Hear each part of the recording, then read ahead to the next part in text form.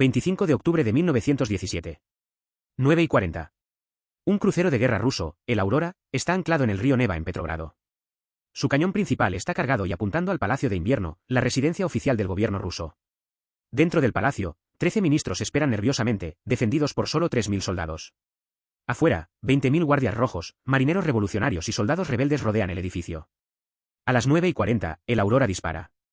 Un único disparo resuena por la ciudad congelada. No es un proyectil real. Es una carga de salva. Puramente simbólico. Pero ese disparo en blanco cambiaría el siglo XX. En las próximas 6 horas, un imperio de 304 años caería. El primer estado socialista del mundo nacería. Y la Primera Guerra Mundial tomaría un rumbo completamente diferente. 50 divisiones alemanas, 500.000 de soldados, serían transferidas desde Rusia al frente occidental. La última gran ofensiva alemana de la guerra se haría posible. Y un experimento político que costaría decenas de millones de vidas comenzaría. Esto no fue una batalla. Fue una toma de poder casi sin derramamiento de sangre. Solo 5 a 10 personas murieron esa noche en Petrogrado. Pero las consecuencias matarían a millones en los años siguientes. Esta es la historia de la Revolución de Octubre de 1917. La noche en que un pequeño grupo de revolucionarios derrocó un gobierno, traicionó a los aliados de la Primera Guerra Mundial y cambió el destino del mundo. Durante los próximos 55 minutos, descubrirás la verdadera historia de la Revolución Rusa de 1917. No la versión mitificada de la propaganda soviética, donde el asalto al Palacio de Invierno fue una batalla épica de heroísmo revolucionario. No la versión simplificada de los libros de texto, donde los bolcheviques tomaron el poder en una sola línea. Sino la historia real, compleja y fascinante de cómo realmente sucedió. Comprenderás por qué el poderoso imperio ruso colapsó después de solo 3 años de guerra. Conocerás a los hombres que lideraron la revolución, Lenin, Trotsky, Kerensky, sus personalidades, sus tácticas, sus errores fatales. Descubrirás cómo un soldado común, el sargento Kirpinikov, disparó el tiro que literalmente mató al zarismo. Cómo Lenin atravesó la Alemania en guerra en un tren sellado, proporcionado por los propios alemanes. Cómo Trotsky organizó meticulosamente la toma de poder mientras el gobierno observaba, paralizado. Verás cómo la Revolución de Octubre ocurrió con casi ninguna violencia en Petrogrado, solo unos pocos muertos, pero luego desencadenó una guerra civil que mataría a 10 millones de personas. Y comprenderás el impacto geopolítico masivo, cómo la salida de Rusia permitió a Alemania su última oportunidad de victoria. Cómo 50 divisiones alemanas fueron transferidas al oeste. Cómo esto casi cambió el resultado de la Primera Guerra Mundial. Esta es la historia completa. Cada fase. Cada decisión crucial. Cada momento que podría haberlo cambiado todo. Comencemos desde el principio. No en octubre de 1917, sino 3 años antes, cuando Rusia entró en la guerra que la destruiría. Agosto de 1914. La Primera Guerra Mundial comienza. El Imperio ruso moviliza uno de los ejércitos más grandes de la historia humana. Más de 5 millones de hombres son convocados en los primeros meses. La población urbana aclama, creyendo en una guerra rápida y gloriosa. El zar Nicolás II, emperador autocrático de Rusia, comanda un imperio de más de 170 millones de personas, extendiéndose desde Polonia hasta el Océano Pacífico. En papel, Rusia es una de las 5 grandes potencias europeas, aliada de Francia y Gran Bretaña contra los imperios centrales, Alemania, Austria-Hungría, Turquía otomana. Pero detrás de la fachada de poder, el imperio ruso está podrido. La economía está atrasada, aún esencialmente agraria mientras los rivales están industrializados. El sistema político es una autocracia obsoleta donde el zar gobierna por derecho divino, sin parlamento real o constitución. La población es analfabeta en su mayoría, los campesinos viven en pobreza medieval. Y Nicolás II es, francamente, incompetente. No es un monstruo cruel. De hecho, es descrito por contemporáneos como gentil, amoroso con su familia, incluso tímido. Pero es débil, indeciso, y profundamente comprometido con una autocracia que el mundo moderno ha hecho imposible. La guerra destruye a Rusia inmediatamente. Apenas un mes después del inicio, en agosto a septiembre de 1914, el ejército ruso es aplastado en la batalla de Tannenberg en Prusia Oriental. 120.000 soldados rusos son muertos, heridos o capturados. El comandante ruso, general Samsonov, se suicida tras la derrota. Es solo el comienzo. En 1915, viene el Gran Retiro. Fuerzas austroalemanas aplastan las líneas rusas. Polonia, Lituania y partes de Letonia se pierden. Los soldados rusos luchan frecuentemente sin munición suficiente.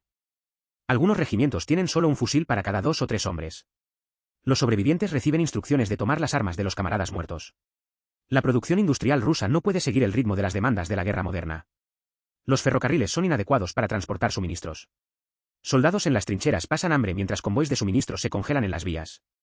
En 3 años, 1914 a 1917, Rusia sufre aproximadamente 8 a 9 millones de bajas militares.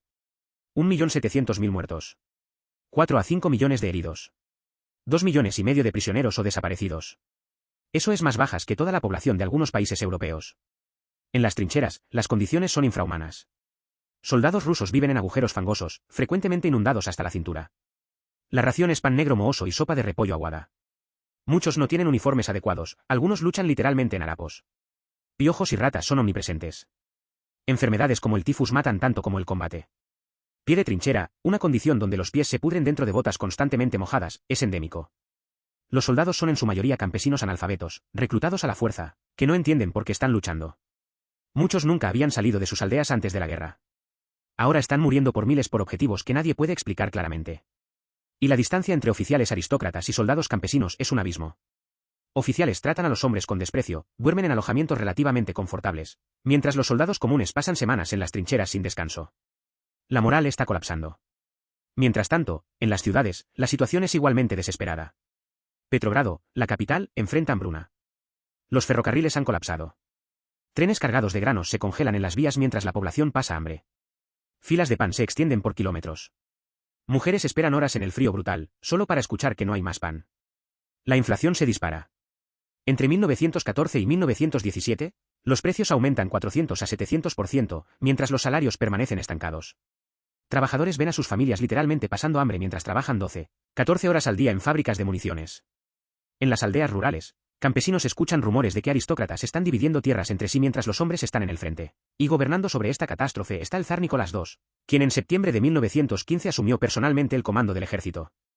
Una decisión desastrosa. Abandonó la capital, dejando el gobierno en manos de la zarina Alexandra y su consejero Grigori Rasputín. Rasputín, un místico campesino siberiano, había ganado la confianza de la familia imperial al parecer aliviar los episodios de hemofilia del heredero, el zarevich Alexei. Entre 1915 y 1916, Rasputín y Alexandra efectivamente controlan el gobierno, despidiendo ministros competentes y nombrando incompetentes leales. Rumores circulan, en gran medida infundados, pero ampliamente creídos, de que Rasputín y Alexandra son agentes alemanes. La reputación de la monarquía está destruida. En diciembre de 1916, aristócratas rusos asesinan a Rasputín, esperando salvar la monarquía. Es demasiado tarde. En el invierno de 1917, el imperio ruso es un barril de pólvora esperando una chispa. La chispa vendría en marzo. 8 de marzo de 1917. Día Internacional de la Mujer. Trabajadoras textiles de la fábrica Putilov en Petrogrado salen a las calles. ¡Queremos pan! ¡Abajo la autocracia! ¡Abajo la guerra! Gritan en el frío glacial. Lo que comienza como una manifestación de cerca de 90.000 trabajadores crece exponencialmente. Al día siguiente, 200.000 personas llenan las calles. Las fábricas de municiones, esenciales para el esfuerzo de guerra, se silencian. La capital está paralizada. El gobierno envía cosacos, tradicionalmente leales al zar, para dispersar a los manifestantes. Pero algo inédito sucede. Los cosacos se niegan a atacar. En algunos casos, saludan con sus gorras a los manifestantes en señal de solidaridad. Un oficial cosaco que intenta forzar a su escuadrón a cargar es muerto por sus propios hombres. 12 de marzo. Noche. En el cuartel del regimiento Volinsky, los soldados están atormentados. Esa mañana, habían recibido órdenes de disparar a los manifestantes. Lo hicieron. 40 civiles muertos en la avenida Nevsky. Ahora, muchos lloran abiertamente. El sargento Timofey Kirpinnikov se levanta. Sus manos tiemblan, pero su voz es firme. Camaradas, no puedo hacer esto de nuevo. No voy a disparar a trabajadores y sus hijos. Son nuestra gente. Somos nuestra gente. Prefiero morir. Un silencio pesado. Luego, otros comienzan a estar de acuerdo. Tiene razón. No lo haremos. Basta de sangre. A la mañana siguiente, cuando el capitán Laskevich intenta restablecer el orden, Kirpinnikov le dispara. Ese disparo lo cambia todo. En horas, todo el regimiento Volinsky, 2.500 soldados, se amotina. Marchan a otros cuarteles, convocando a otros regimientos a unirse. Regimiento tras regimiento se niega a obedecer órdenes. Alrededor de las 13 horas, 25.000 soldados marchan por las calles. Por la tarde, son 66.000. Por la noche, 170.000 soldados de la guarnición de Petrogrado se han unido a la revolución. Arsenales son saqueados. 40.000 rifles son distribuidos a trabajadores. La fortaleza de Pedro y Pablo, símbolo del poder zarista, es tomada sin resistencia. Prisioneros políticos son liberados bajo aplausos. El imperio ruso, que existió durante 304 años, simplemente se desmorona en 48 horas. 15 de marzo.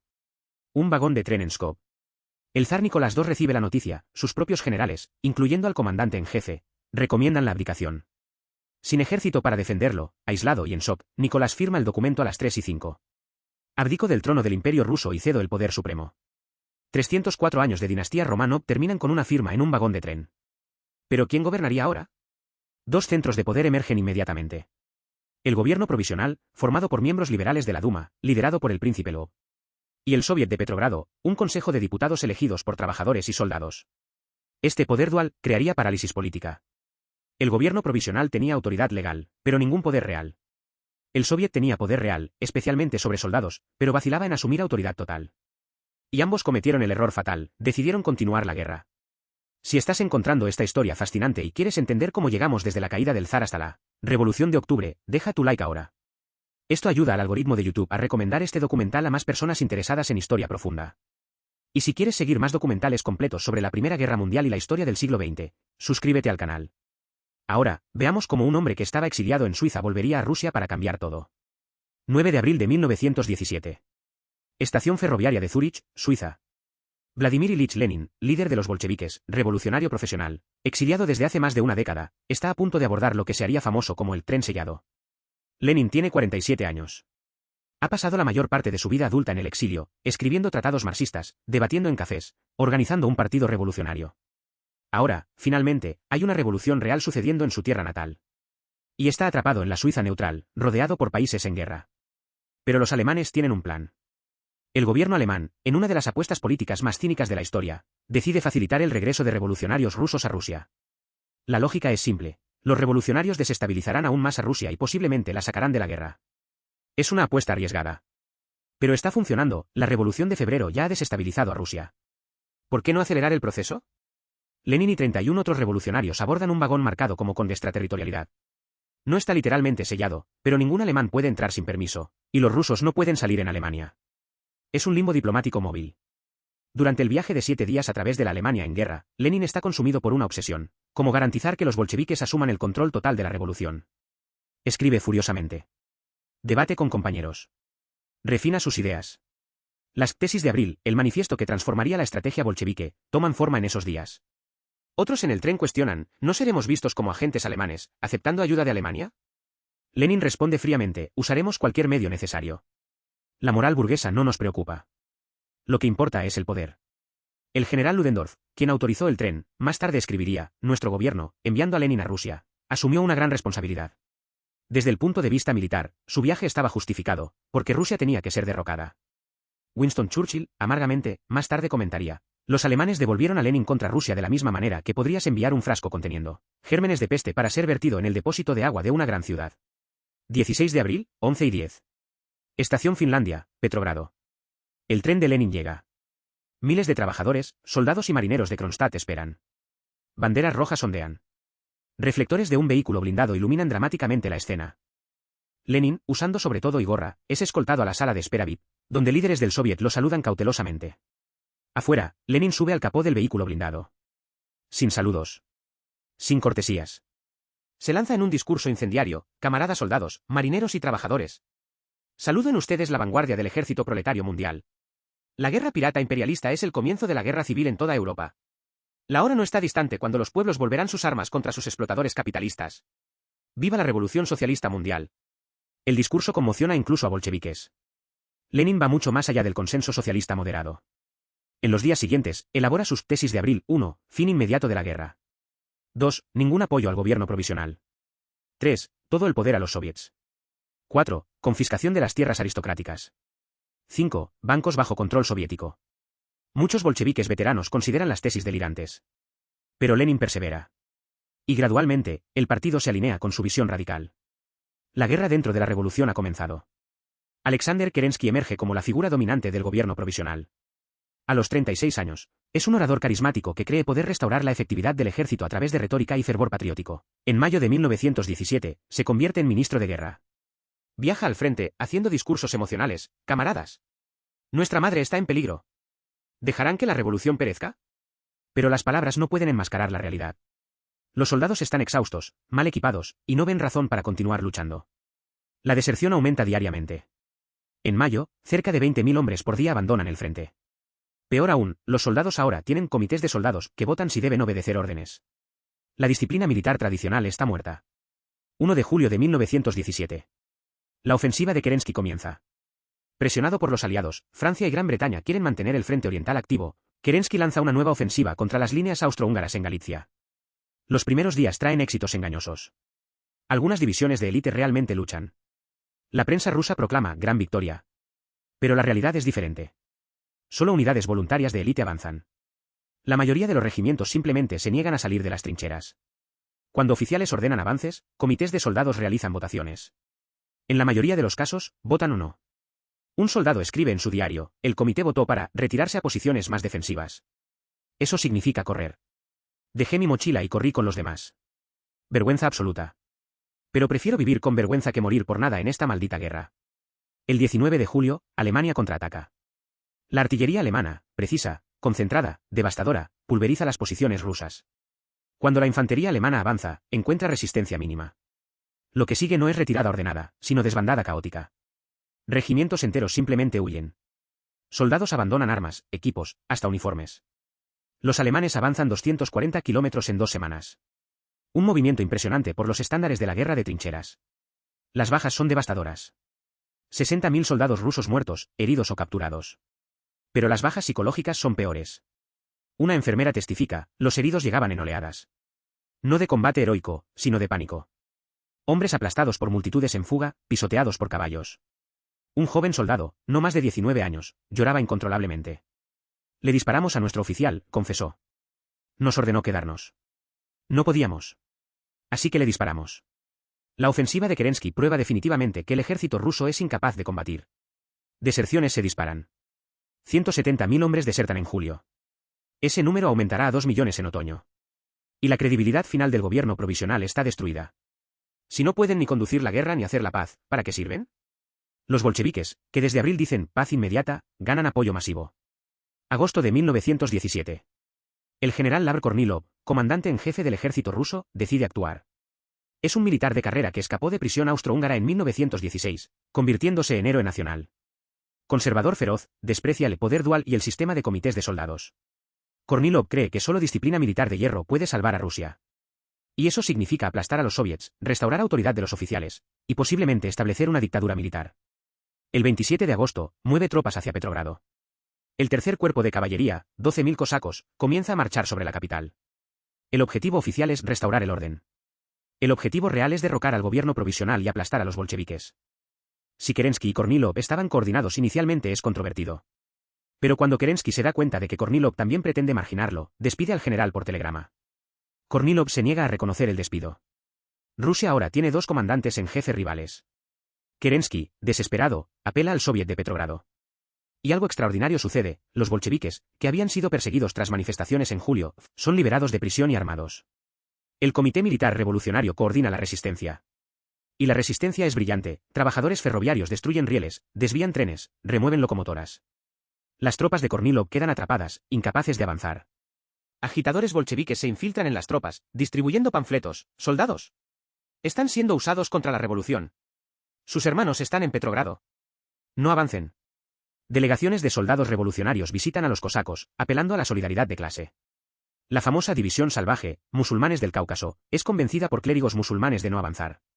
El golpe colapsa sin un solo disparo siendo hecho en Petrogrado. Las tropas de Kornilov simplemente se disuelven, negándose a avanzar. El general Krimov, comandante de las fuerzas, se reúne con Kerensky, y tras el encuentro, se suicida disparándose en el corazón. Las consecuencias del caso Kornilov son monumentales. Primero, la credibilidad del gobierno provisional está destruida. Kerensky aparece tanto débil como cómplice. Segundo, los bolcheviques son rehabilitados y armados. Habiendo salvado la revolución, su prestigio se dispara. 30 a 40.000 trabajadores están ahora armados como guardias rojos. Tercero, los bolcheviques conquistan mayorías en los soviets de Petrogrado y Moscú por primera vez. El 31 de agosto, los bolcheviques ganan mayoría en el soviet de Petrogrado. León Trotsky se convierte en presidente. El 5 de septiembre, conquistan Moscú. El camino para la toma de poder está abierto. Septiembre-octubre de 1917. Lenin está escondido en Finlandia, prófugo desde las manifestaciones de julio. Pero bombardea al Comité Central bolchevique con cartas insistentes. La historia no nos perdonará si no tomamos el poder ahora. Es mejor que 90% de los bolcheviques sean muertos que no tomemos el poder. El momento está aquí. Vacilar es traición. Muchos líderes bolcheviques son cautelosos. Zinoviev y Kamenev temen un levantamiento prematuro. Incluso publican un artículo denunciando los planes de insurrección como aventurerismo irresponsable. Pero Lenin es implacable. Y León Trotsky, presidente del Soviet de Petrogrado, está convencido. Trotsky transforma el Soviet de Petrogrado en instrumento de insurrección. El 22 de octubre, se forma oficialmente el Comité Militar Revolucionario. Oficialmente, es para defender Petrogrado contra posible ataque alemán. En realidad, es el Estado Mayor de la Revolución Bolchevique. Trotsky coloca comisarios bolcheviques en todas las unidades militares de Petrogrado, en arsenales, en instalaciones estratégicas. Mapea cada punto neurálgico de la ciudad, estaciones ferroviarias. Puente sobre el Neva. Central telefónica. Central eléctrica. Bancos. Arsenales. Y, finalmente, el Palacio de Invierno. El momento es elegido para coincidir con el segundo Congreso de Soviets de toda Rusia, programado para el 7 de noviembre. El plan es simple, tomar control de Petrogrado inmediatamente antes del Congreso, y luego presentar la toma de poder como hecho consumado, que el Congreso simplemente ratificaría. No sería golpe contra democracia soviética, sino su realización, todo el poder a los soviets hecho realidad. 24 de octubre. Víspera de la insurrección. Lenin, no soportando más la espera, regresa secretamente a Petrogrado. Está disfrazado, cortó su barba distintiva y usa peluca. Un guardia casi le impide entrar al Smolny, no reconociendo al líder de la revolución sin barba. En el Smolny, la tensión es palpable. Muchos líderes bolcheviques todavía vacilan. Pero Trotsky ha preparado meticulosamente. Las órdenes están listas. Los comisarios están posicionados. Por la tarde, Kerensky finalmente percibe el peligro inminente. Ordena el cierre de periódicos bolcheviques y convoca tropas leales. Pero es demasiado tarde. El intento de reprimir a los bolcheviques solo precipita la acción. La revolución comienza. Noche del 24 al 25 de octubre de 1917. Mientras la mayoría de los ciudadanos de Petrogrado duermen, la revolución sucede en silencio. La insurrección no es una batalla dramática. Es una ocupación metódica y casi silenciosa. Pequeños destacamentos de guardias rojos, marineros de Kronstadt y soldados simpatizantes ocupan puntos clave de la ciudad. 2 de la madrugada, un destacamento de 30 marineros ocupa la central eléctrica. Sin resistencia. El vigilante simplemente entrega las llaves cuando muestran la autorización del Comité Militar Revolucionario. 3. La central telefónica es ocupada por 25 guardias rojos. Las telefonistas inicialmente continúan trabajando normalmente, sin darse cuenta de que una revolución está en marcha. 5. Estaciones ferroviarias son ocupadas, Estación Finlandia, Estación Báltica, Estación de Moscú. Los puentes sobre el Neva son tomados. Controlar los puentes significa controlar movimiento entre la parte norte industrial y el centro gubernamental. 7. El banco estatal es ocupado. El director protesta formalmente. Es ignorado. En ningún lugar hay resistencia significativa. Mañana del 25 de octubre. Los ciudadanos de Petrogrado despiertan sin saber que una revolución ocurrió durante la noche. Los tranvías funcionan normalmente. Panaderías abren. Trabajadores van a las fábricas. Solo la presencia de patrullas armadas de guardias rojos y marineros indica que algo cambió. Un ciudadano más tarde escribió: desperté, tomé café, fui a trabajar. Solo en la calle noté hombres armados con brazaletes rojos en varias esquinas. Pensé que era algún ejercicio militar. Solo por la tarde descubrí que había habido una revolución. La revolución estaba sucediendo, pero parecía irreal. No había barricadas en llamas. No había batallas en las calles. Era casi aburrido.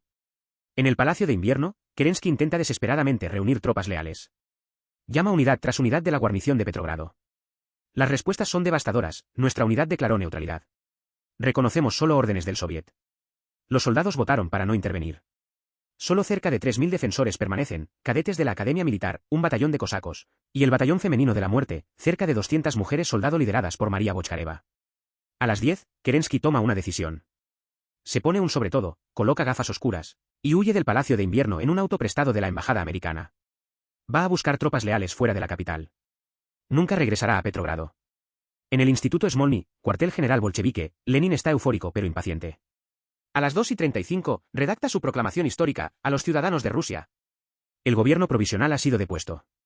El poder del Estado ha pasado a manos del órgano del Soviet de Diputados Obreros y Soldados de Petrogrado, el Comité Militar Revolucionario. Pero hay un problema. El gobierno provisional técnicamente todavía existe, atrincherado en el Palacio de Invierno. Para que la proclamación sea verdadera, el palacio necesita ser tomado antes de que el segundo Congreso de los Soviets se reúna a las 10. Trotsky coordina el asedio final. 20.000 hombres rodean el palacio. 3.000 lo defienden. El resultado es inevitable. Pero Lenin quiere que esto esté hecho antes del Congreso. La presión aumenta. Tarde del 25 de octubre. El Palacio de Invierno está rodeado por fuerzas abrumadoramente superiores. 20.000 contra 3.000. Y los 3.000 están desmoralizados y abandonados. Durante la tarde, los defensores simplemente comienzan a desertar. El batallón de cosacos sale a las 6, declarando que no luchará para salvar a Kerensky. Cadetes se escabullen en pequeños grupos, volviendo a sus casas. A las 6, los bolcheviques comienzan preparación de artillería. En realidad, disparos en gran parte simbólicos. La fortaleza de Pedro y Pablo dispara algunos tiros de cañón. La mayoría falla el palacio completamente. Un proyectil daña una cornisa. Eso es todo. A las 9:40, el momento dramatizado por la propaganda soviética durante décadas sucede. El crucero Aurora dispara un tiro. Pero aquí está la verdad que la propaganda omitió, era una carga de salva. No había proyectil. Era puramente simbólico, una señal para que el asalto final comenzara. El disparo que inició la revolución era un disparo en blanco. El asalto al palacio es caótico, vacilante y bizarro. Propaganda soviética posterior, especialmente la película de Eisenstein, octubre, 1928, retrataba una batalla épica con multitudes revolucionarias heroicamente asaltando barricadas defendidas ferozmente. La realidad era mucho menos heroica. Pequeños grupos de guardias rojos y marineros empujan portones, encuentran entradas no guardadas, vagan por los enormes pasillos. El palacio tiene 1500 salas. Muchos se pierden. Un marinero más tarde testificaría, entramos esperando batalla feroz. Encontramos pasillos vacíos, puertas abiertas, vino derramado. Algunos camaradas comenzaron a saquear bodegas. Tuve que dar un disparo de advertencia para mantenerlos enfocados. Otros se detuvieron a beber en las famosas bodegas imperiales de vino. Trotsky más tarde tendría que ordenar que las bodegas fueran destruidas para detener la embriaguez masiva. 2:10 de la madrugada del 26 de octubre. Vladimir Antonov Ovseenko, delgado, usando quevedos, pareciendo más un intelectual que un guerrero, finalmente encuentra a los ministros del gobierno provisional. Están reunidos en la sala de comedor malaquita, esperando su destino. 13 ministros, abandonados, exhaustos, derrotados. Antonov Ovseenko, apuntando su rifle dramáticamente, declara, en nombre del Comité Militar Revolucionario, los declaro a todos arrestados. Los ministros se rinden sin resistencia. Ningún disparo es hecho. No hay resistencia final heroica. Solo resignación cansada. El gobierno provisional de Rusia, que gobernó durante 8 meses desde la caída del zar, deja de existir. No con explosión, sino con un gemido. Bajas de la batalla del Palacio de Invierno, 5 a 10 muertos, cerca de 50 heridos. La mayoría de las bajas fueron accidentes, no combate. María Bochkareva, comandante del batallón femenino, más tarde escribiría con amargura, nuestras 200 mujeres fueron dejadas para defender el palacio mientras los hombres huían. Cadetes cobardes, cosacos cobardes. Cuando los marineros invadieron, algunas de mis chicas todavía